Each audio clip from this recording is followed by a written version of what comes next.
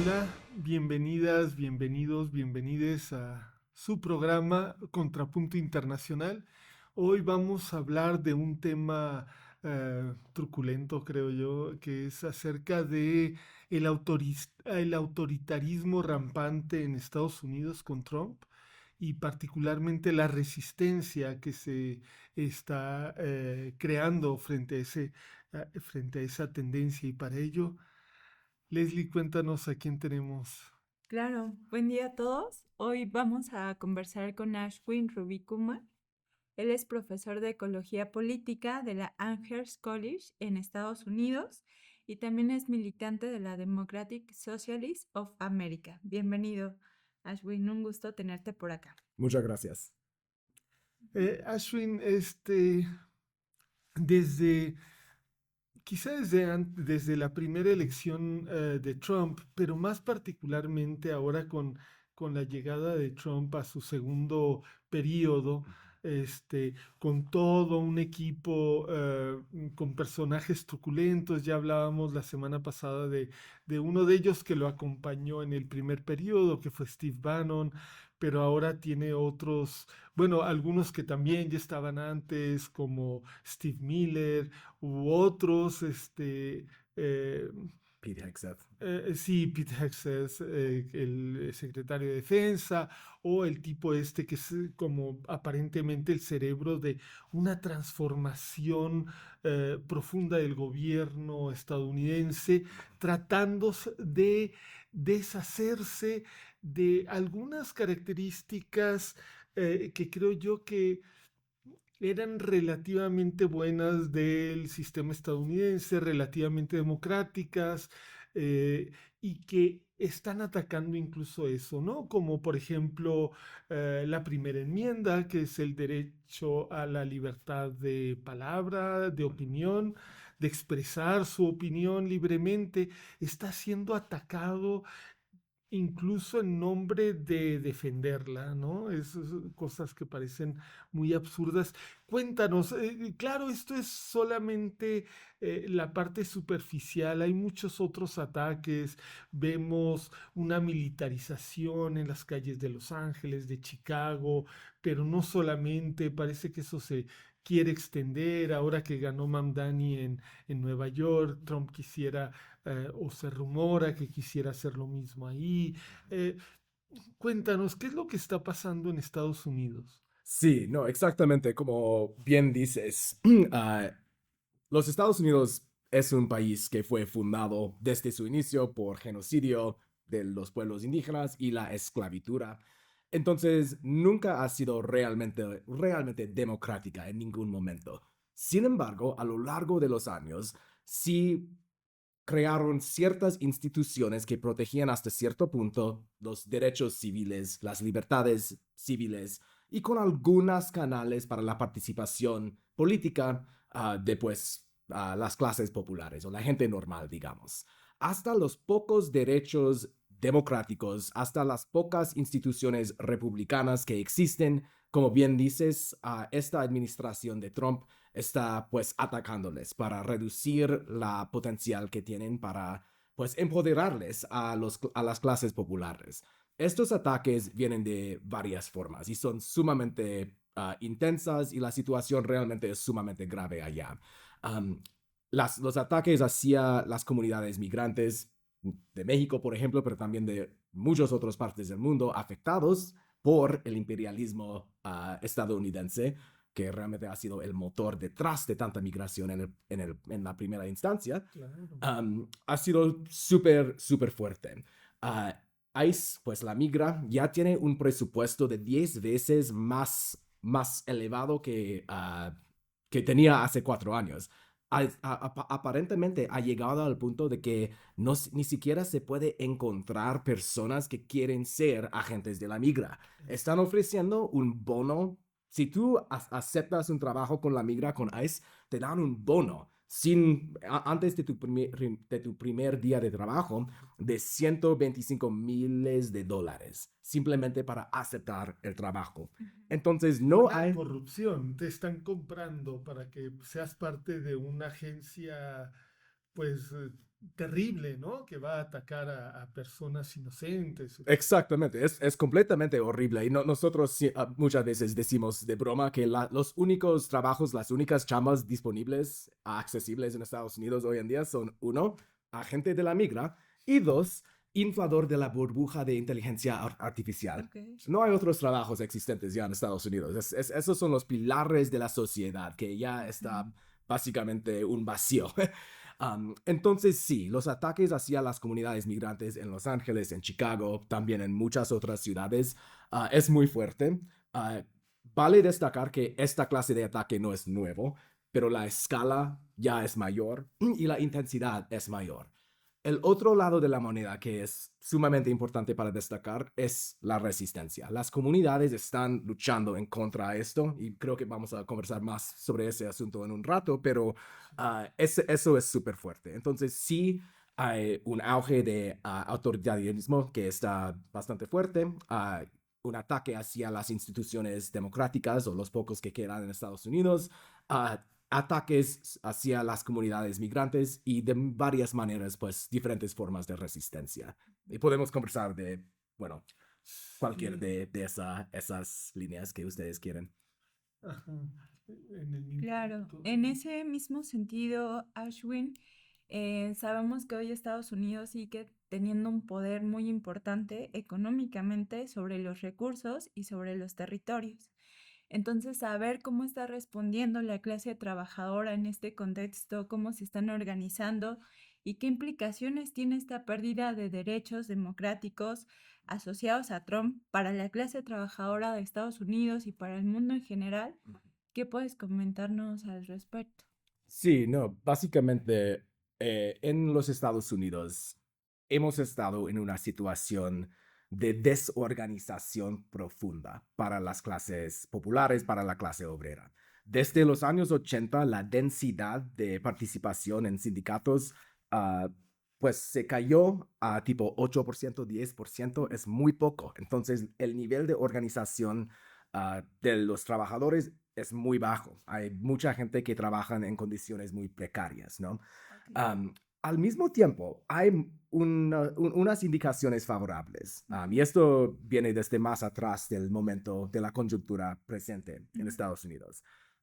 Y si pensamos en los movimientos de carácter masivo en Estados Unidos que han tenido la pues, posibilidad de movilizar muchas personas, podemos pensar en varios. Uno es el movimiento sindical, que a pesar de su debilidad relativa, ha visto como unos auges de participación en los últimos 10 años, tanto con los sindicatos de maestros, de profes, como los sindicatos de trabajadores en el sector de servicio y otras cosas también. Todavía falta bastante para, pues, tanto en cuanto a tanto, pues, la nivel de organización y los números y de carácter militante, digamos, ¿no? claro. Otro eje bastante importante es el movimiento de inquilinos.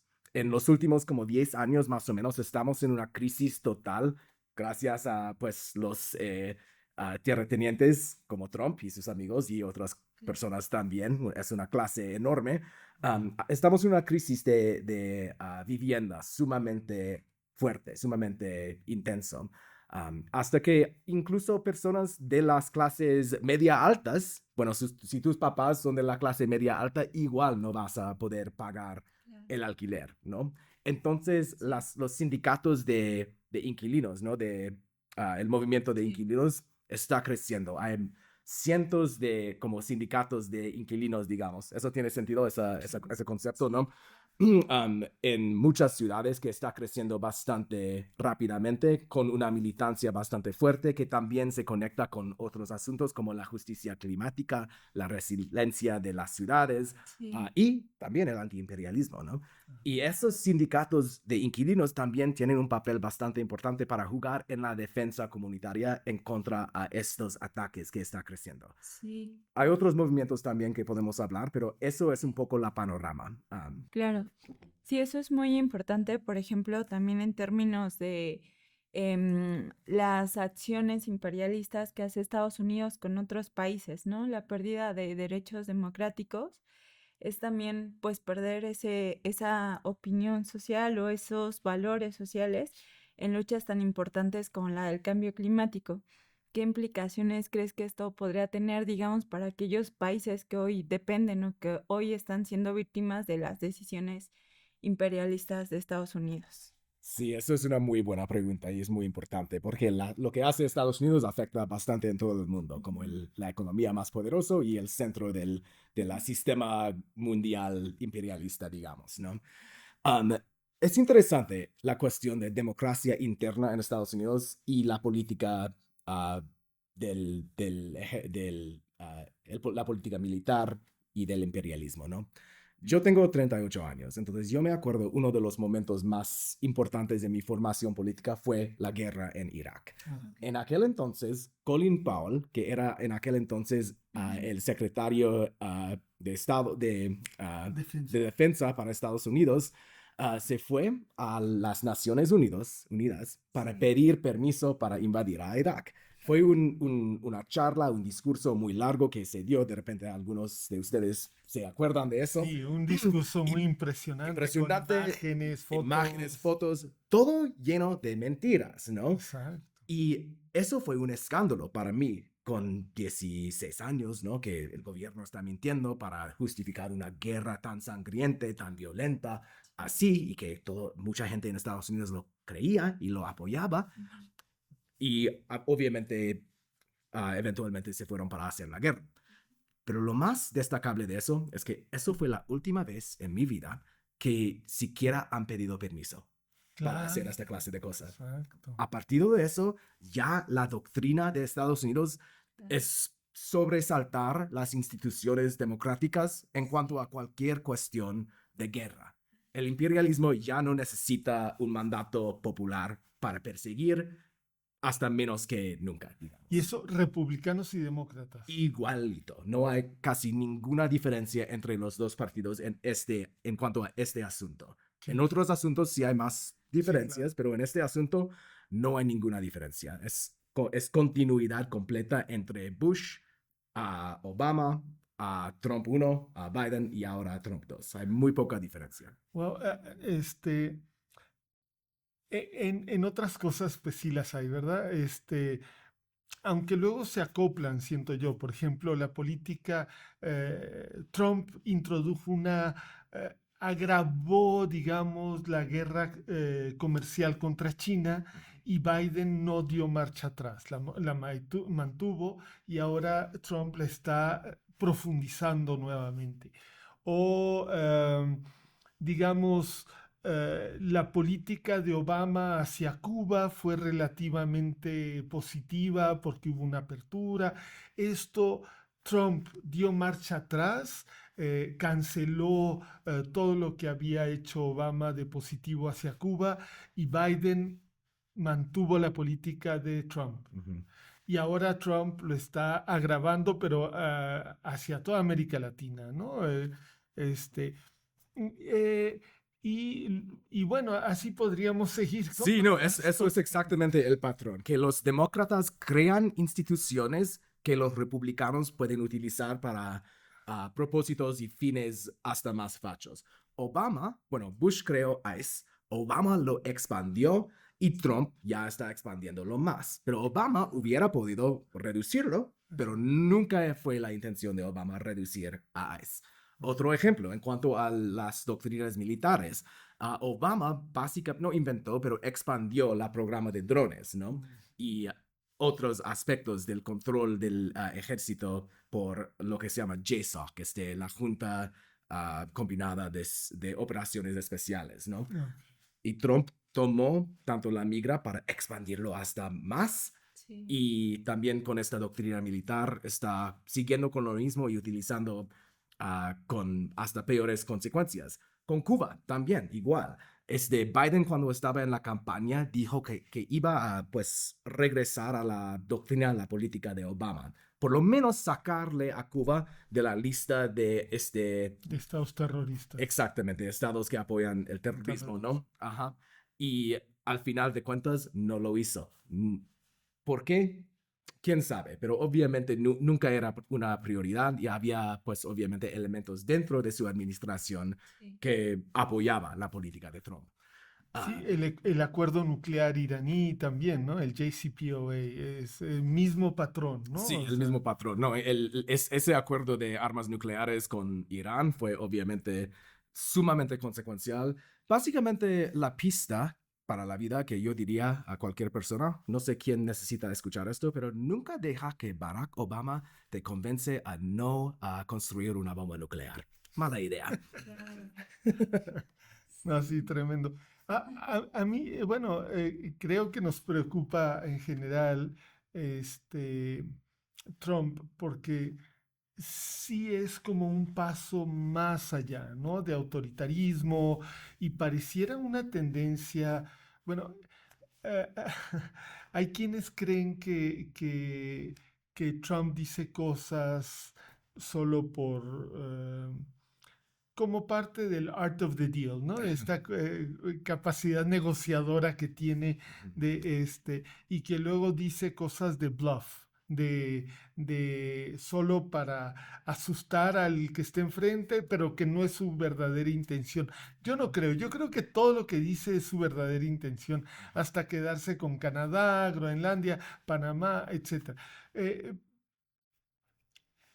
pero hay una cosa que dijo que me parece muy ominosa, que él le dijo a los evangélicos, a varias, pues a una serie de iglesias evangélicas cuando era candidato, que votaran por él, que por favor, que ya nunca iban a tener que volver a votar en su vida, pero que ahora sí volvieran, votaran por él. Y eso parecía augurar que él quiere o mantenerse en el gobierno personalmente, eh, independientemente de lo que diga la Constitución, y eso lo ha repetido y lo han repetido gente como Bannon precisamente y otros. Este, y hay varias acciones que parece que apuntan hacia allá. Y si no es él, pues dejar él a alguien de su grupo. ¿Crees que este peligro es real? ¿Cómo ves tú esto? Absolutamente.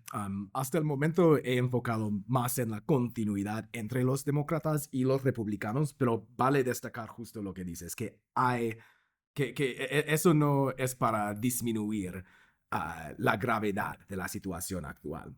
Y yo creo que sí, no sería demasiado catastrofista pensar que ya no vamos a ver elecciones reales en Estados Unidos de la misma forma que hemos en el pasado. Yo creo que eso es una lente realista. Eso es un temor bastante real y sería estratégico y sabio organizarnos asumiendo que eso es la meta que tienen este Ujú, grupo. Si no lo hacemos, estamos pues actuando de una forma bastante inocente, ujú, ¿no? Entonces yo creo que sí, hay mucha evidencia, como dices, que ellos cuando dicen que van a hacer una cosa, son bastante transparentes en cuanto a sus intenciones.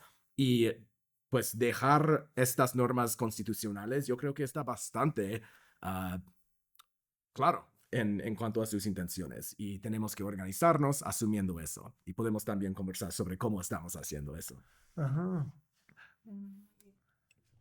Bueno, quizás igual para complementar estas posturas que Trump ha tenido para ciertos grupos vulnerables, como son, por ejemplo, las mujeres, los migrantes, los jóvenes, que por sí son grupos ya vulnerables y con la llegada de Trump y de los gobiernos de extrema derecha se ven más altamente vulnerables, pues quizás que nos puedas comentar cómo se están organizando, cómo ves las vinculaciones y las resistencias que hoy hay en contra del trumpismo en Estados Unidos.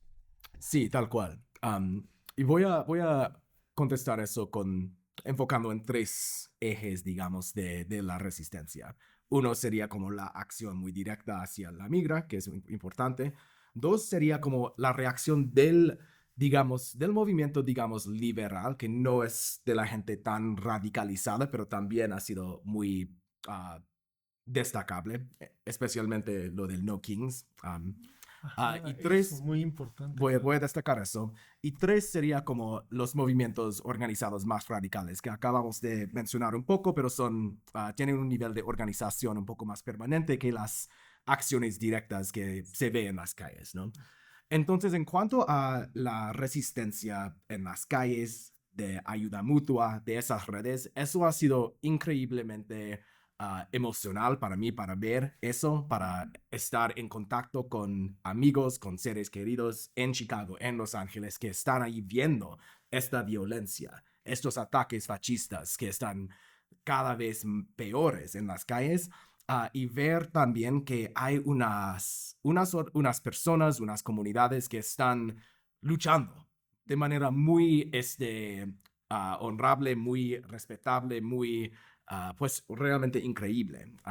Se ve de repente algunos algunos miembros de la audiencia, unos videos de YouTube, de TikTok, de Instagram, de confrontaciones, enfrentamientos entre ICE y pues miembros de las comunidades, de personas que están siguiendo a los agentes de ICE en sus barrios para dar como alerta temprano a los demás que vienen la migra. Muy importante. Muy importante, hasta lucha un poco más hasta armada, que la gente está ya llevando sus, defensas a las calles. Y no sé si está funcionando, pero yo creo que seguramente hay personas que se han salvado a través de estas acciones. También en Chicago hay grupos bastante informales, por ejemplo, hay también en otras ciudades, pero Chicago es lo que conozco mejor, informales que están literalmente escondiendo a personas cuando viene la migra. También los vendedores de tamales, de lo que sea en las calles, hay personas típicamente blancas con más medios que están comprándose todo su inventario para que no tienen que trabajar ese día porque está la migra. Esa es la clase de ayuda mutua que estamos viendo en las ciudades, que está bastante... bueno, se da algo de esperanza un poco ver esa clase de reacción, que no están todos simplemente dejando que sus vecinos se secuestran la migra, ¿no?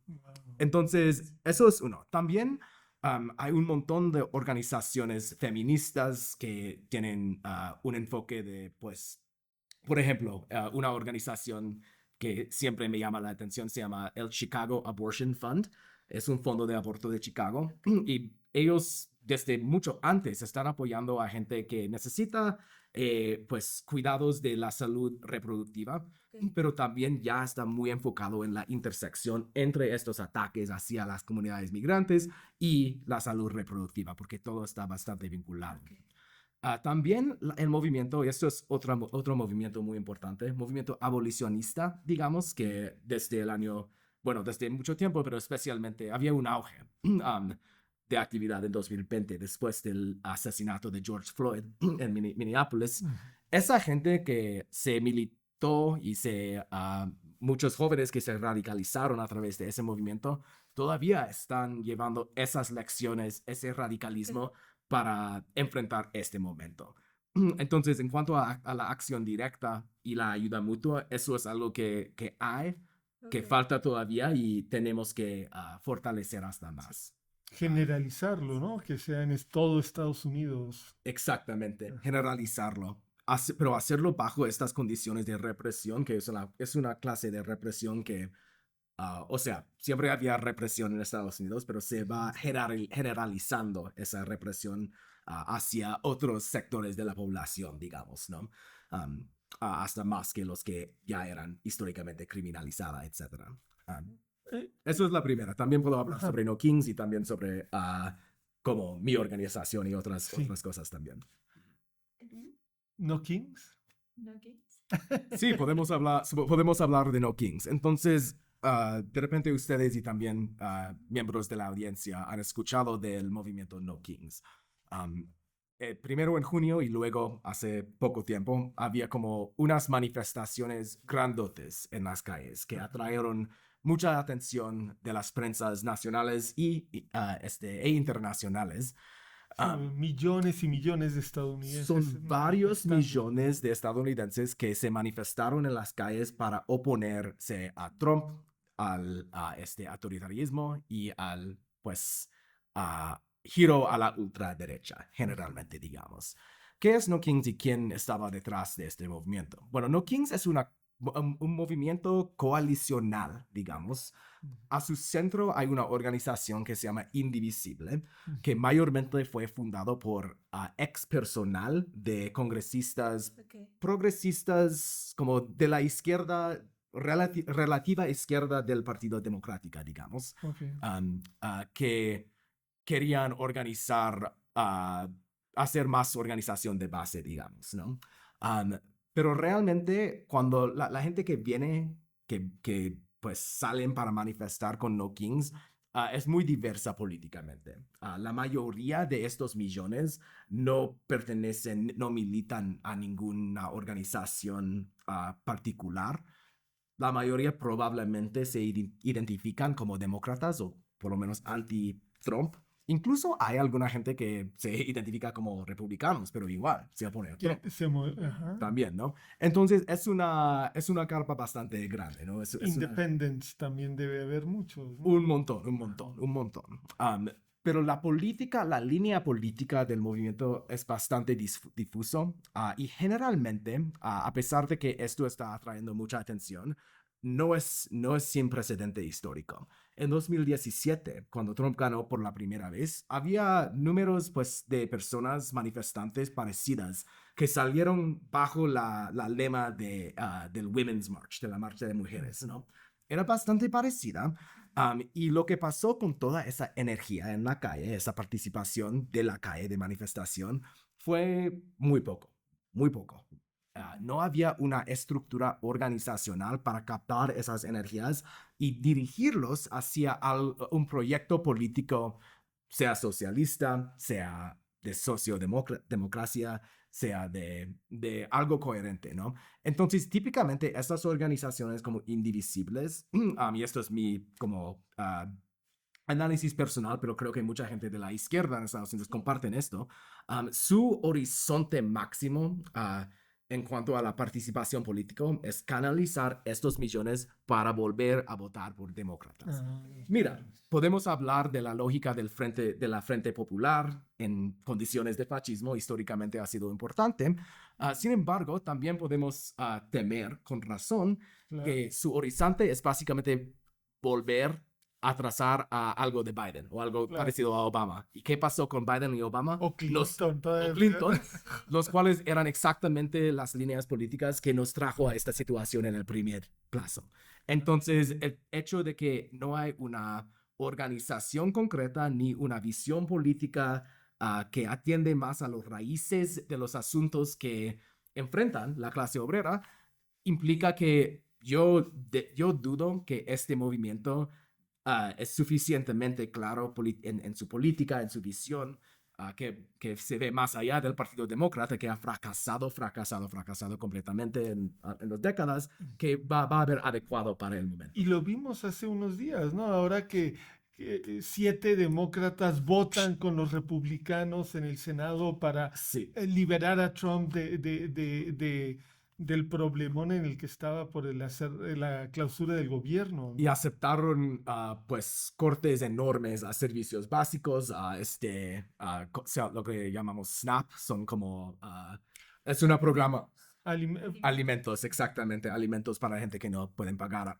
alimentos, lo cual va a afectar la seguridad alimentaria de millones de personas. Y no, incluso los demócratas centristas están muy enfadados, muy enojados con el Partido Democrático ahorita en este contexto. Entonces la legitimidad del Partido Democrático es bajísima ahorita. Bueno, antes de que se nos acabe el tiempo, ¿cuál es la alternativa? Tú nos hablabas de DSA, Democratic Socialists of America, y lo que están haciendo, lo que están proponiendo, es una alternativa a todo esto. Creo que Mamdani es uno de nuestros, sí. Ajá. Tal cual. A ver, Sí. cuéntanos, por favor. Sí, tal cual. Yo soy miembro de los Socialistas Democráticas de Estados Unidos, o DSA por sus siglas en inglés, y somos una organización política. En Estados Unidos, formar un partido es muy complicado por razones complicados, legales, que no voy a entrar en los detalles ahorita, pero confíame, es muy complicado. Por eso somos una organización pre-partido, digamos, y tenemos como organizaciones locales en todos los estados de Estados Unidos. y una organización nacional. Y es una organización de múltiples tendencias. Entonces yo estoy solamente hablando por mí mismo ahorita y no por la organización. Dentro de la organización hay sociodemócratas, hay marxistas-leninistas, hay trotskistas, hay de todo, ¿no? Pero ahorita, básicamente, la idea de la organización es crear justamente esta alternativa. Ahorita tenemos como cientos miles de personas, de miembros que pagan sus cuotas, 100,000. por allí. Y en Nueva York acaba de ganar Zoran Mamdani, que es uno de nuestros miembros y un poco se puede decir que es tipo cuadro de nuestra organización, hasta más que otros elegidos, por ejemplo, ¿no? Que son menos vinculados de manera fuerte a la organización. Entonces, ¿qué quiere decir eso?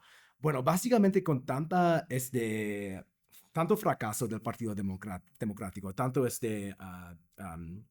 decepción que tiene la gente con el partido, hay mucho interés en esta alternativa. Entre las personas jóvenes en Estados Unidos, bajo de 40 años, el socialismo es más popular que el capitalismo, según las encuestas. Una mayoría de las personas en Estados Unidos bajo de 40 años o 35 años tienen una opinión más favorable sobre el socialismo y una opinión muy poco favorable sobre el capitalismo, ¿no? Entonces, Trump sí llegó a poder prometiendo a atender a, bueno, la desatisfacción que tiene un montón de gente con el sistema actual, con la crisis de inflación, con la crisis de vivienda, todas estas realidades económicas, él por lo menos prometió a cambiar algo para desafiar al establecimiento, ¿no? Obviamente sabemos que eso fue completamente deshonesto. Hipócrita, Claro, no tenía ninguna intención para hacer eso, pero la gente sí quiere alguien o un partido o un movimiento que realmente va a atender a eso. Yo tengo casi 40 años ahorita. Nunca en mi vida he visto un programa nacional del gobierno que me ha ayudado de manera muy significativa. Y creo que es muy común para mi generación. Aquí en México ahorita, obviamente hay críticas hacia el gobierno, pero hay programas nuevos que se favorece a las clases populares, que levantan las expectativas de las clases populares. En Estados Unidos no hemos visto nada así en varias décadas. Entonces, mi organización, la administración de Zoran Mamdani en Nueva York, promete implementar programas que representan un giro hacia, bueno, no, hacia algo que no sea neoliberalismo por la primera vez en varias décadas, que busca también fomentar un movimiento más fortalecido de las clases populares. ¿Y hay alguna alianza que se esté, digo, porque vimos ahora con la campaña de Zoran, que por ejemplo Bernie Sanders lo apoyó y lo apoyó como muy abiertamente, también Alexandria Ocasio-Cortez? Ese tipo de cosas pueden ayudar a ampliar la capacidad de organización de una alternativa real pues a este autoritarismo rampante en Estados Unidos. Yo creo que el hecho de que Zoran tiene tanto apoyo de figuras, personajes conocidos, sí puede ser bueno. Al mismo tiempo, para mí lo que es interesante es que la prensa y los medios, si lees los New York Times, si lees CNN, vas a ver Zoran Mamdani ganó por un mensaje de populismo económico y carisma increíble en TikTok. Eso es la narrativa. Nunca vas a ver que ganó porque es parte de una organización masiva, de carácter masiva, democrática, socialista, con cientos de miles de personas que han apoyado de manera directa a su candidatura. Es que en Estados Unidos tenemos una lente hacia la política muy individualizada, una cultura de celebridad bastante fuerte, claro. Que yo creo que la mayoría de estos periodistas ni pueden conceptualizar un movimiento de carácter masiva. Entonces, por eso ni saben cómo escribir sobre el tema, ¿sabes? Sí, como pasas de 1% de reconocimiento de su nombre a ganar por más del 50%. En 9 meses, algo así. Sí. Y contra todo el establishment, Trump acusándolo, es un comunista, como comunismo. Más del 50% capital mundial del capitalismo, Sí, ¿no? no, Es totalmente. impresionante. Y todavía falta mucho, porque, bueno, tenemos que tener un movimiento bastante fuerte para darle respaldo y rendirle cuentas en Sí, cuanto a asuntos como la policía, porque claro. eso es muy complicado en Nueva York y obviamente sacar recursos de la policía, que tiene demasiados recursos, honestamente. Son 4.000 millones de dólares más 6.000 millones de dólares que dan a la policía de Nueva York cada año para hacer cosas que no sé qué se beneficia a la gente, algo así. Pero sería muy difícil porque es muy poderosa la Claro, claro. institución. También en cuanto al antiimperialismo, en cuanto al antisionismo, hay un montón de intereses que buscan empujarle hacia la derecha en estos asuntos y sin un respaldo bastante fuerte, sería difícil mantener esta línea. Ay, pues con ganas de seguir conversando, ¿no? Ujú. Sí, pues, no, Ya está mucho tiempo, ok. Ujú. pero quizás cerrar como con una especie de civil, o sea, como entre México y Estados Unidos, Ajá, como que les podríamos aprender ajá. y ustedes también que podrían retomar de acá. Ok. Ok, si Va. quieres la... Tú. Bueno, en este contexto de una nueva esperanza, tanto en la organización social como en la cuestión más de los gobernantes, pues el tema de la sustentabilidad, el tema de cómo satisfacer las necesidades básicas de la población sin que esto implique un mayor ecocidio, creo que también es un tema importante que les preocupa a los grupos vulnerables. Y en ese sentido, pues si Mandani en este nuevo reacomodo político tiene alguna propuesta en ese sentido ambiental, ecosocialista, no solamente para Nueva York, sino quizás más pensando a nivel nacional. Totalmente. En cuanto al cambio climático, Zoran Mamdani ha apoyado movimientos para, pues, rechazar ¿cómo se llama? Pipelines, casi, Oleoductos o ajá, gasoductos. gaseoductos, exactamente, oleoductos. Y eso está un poco en su ADN institucional política, ¿no?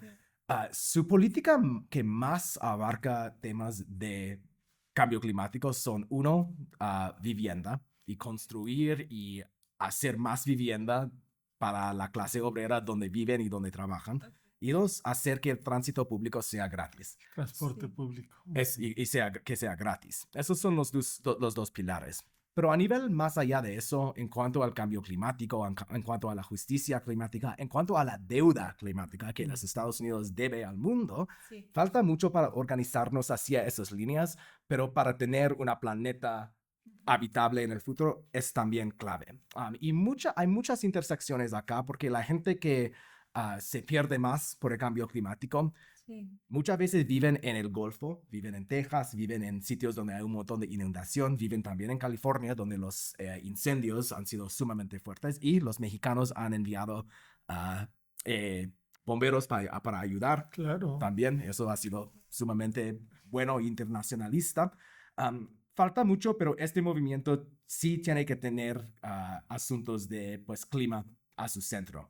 Otro aspecto bastante importante es hacer público las utilidades.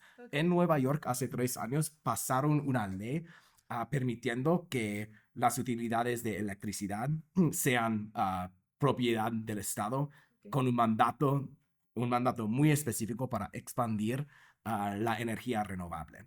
Hay cosas así, pero todo tiene que ver con sacar estos sectores de energía desde el control del sector privado, a decomodificarlo y ponerlo en el ámbito público. Eso es muy clave.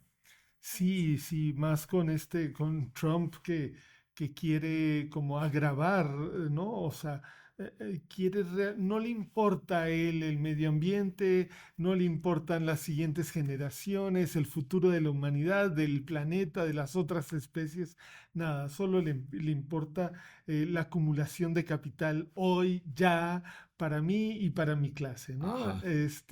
Pero bueno, como se nos está yendo el tiempo ahora sí, muy definitivamente, quisiera que cerráramos hablando un poquito acerca de qué lecciones podemos tomar.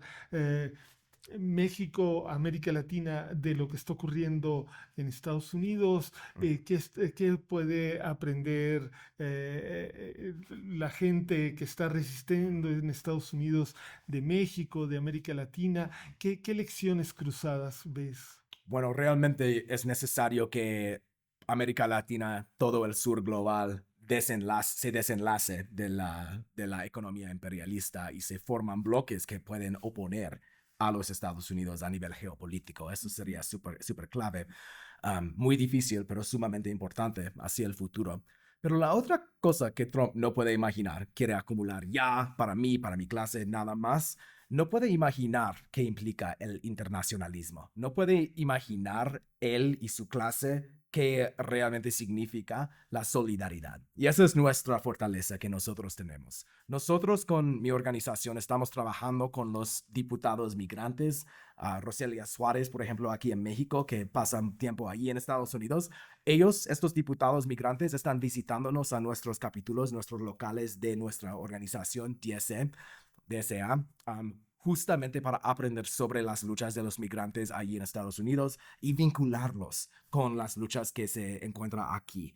Y es esta solidaridad transfronteriza que para mí se ve sumamente inspiracional, sumamente importante hacia el futuro y ojalá podemos seguir construyendo estas puentes entre nuestros movimientos en ambos lados de la frontera. Sí, súper importante eso y bueno, y también aprender. Aquí ahorita hay un debate importante porque tenemos a un capitalista individual, así muy específico, que es dueño de una de las dos televisoras, monopolios televisivos en México, que debe miles de millones de dólares en impuestos que no ha pagado en décadas y que no quiere pagar, y para evitar pagarlos, quisiera él, aprovechando su televisión, imitar a otros personajes de ultraderecha que ha habido, como Milei, como, no sé, se me escapa el nombre del italiano, pero Sí, Berlusconi. Berlusconi, entonces, e incluso Trump. Que tal vez no era un magnate de la televisión, pero que sí tenía su programa de televisión y lo aprovechó para hacerse publicidad y como que está queriendo formar un movimiento de ultraderecha en México para apoyarse y lanzarse y tratar de y creo que estos ejemplos nos podrían ayudar como para cuidado, alerta, miren el peligro, ¿no? De este tipo de individuos que pueden apoyarse en mucho dinero y muchas posibilidades mediáticas. Y, Pero y medios independientes son sumamente importantes, justo por eso, ¿no? Muy difícil, porque sí, nosotros no tenemos los billones de dólares para claro. respaldarlo, pero Ni tenemos el algoritmo que nos favorezca, así es que por tampoco. favor inviten a más gente a ver Contrapunto Internacional. En fin, muchísimas gracias. No, gracias a ustedes, al contrario. Sí, muy interesante la conversación y muy con ánimos para continuar la lucha. Gracias, Alfred. Tal cual. Muchas gracias.